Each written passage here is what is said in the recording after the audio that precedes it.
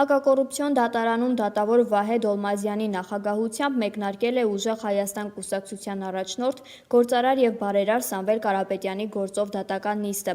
10 ամիս տևած քննությունից հետո Կարապետյանին մեղադրանք է առաջադրվել մի քանի հոդվածներով, այդ թվում փողերի լվացման և իշխանությունը զավթելու հրապարակային կոչերի համար։ Դատական նիստի ընթացքում Կարապետյանը հայտնել է, որ հանդիսանում է Հայաստանի քաղաքացի և արդեն սկսել է Ռուսաստանի ու Կիպրոսի քաղաքացիությունից հրաժարվելու գործընթաց։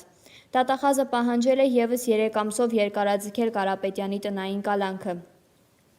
Դատարանի որոշման պաշտպանական կողմի միջնորդության հիման վրա նիստի տեսանկարահանումն ու հեռարձակումն արգելվել է։ Փաստաբան Արամ Վարդևանյանը միջնորդություն է ներկայացրել Կարապետյանին տնային կալանքից ազատելու վերաբերյալ, նշելով, որ դա անհրաժեշտ է ապրիլի 21-ին կայանալիք կուսակցական համագումարին և ընտրական գործընթացներին նրա մասնակցությունն ապահովելու համար։ Դատական նիստին զուգահեռ դատարանի շենքի դիմաց հավաքված են նրա բազմաթիվ աջակիցները։ Այն ինչ որ հիմա Հայաստանում կատարվում է, աշխարհում չտեսնված ու չլսված բան է, որովհետև ընդդիմադիր կարևորագույն ուժի առաջնորդը կուսակցության նախագահան Աբորոնի կալանավորված է, ու արդեն շուրջ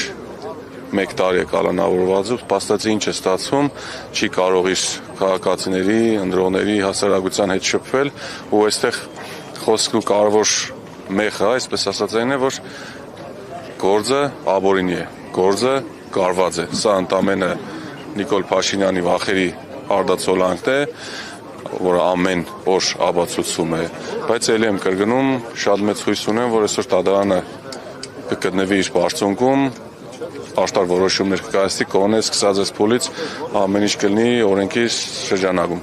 Ես իրան եմ տեսնում որպես ապագա վարչապետ, որ ես ինձ հպարտ կզգամ այդ ժամանակ ասել, որ ես հայ եմ,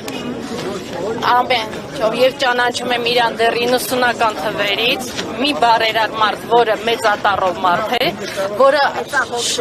մեծահոգի, հայ մեծացած։ Նախ սկսենք նրանից, որ նա մեծացել է մանկավարժի ընտանիքում, արդեն Կալինինոյում, դա ամեն ինչ է ասում, եւ նա հայրենասեր է։ Դա չի նշանակում, որ ես էլ եմ այդ ժամանակները լքել Հայաստանը,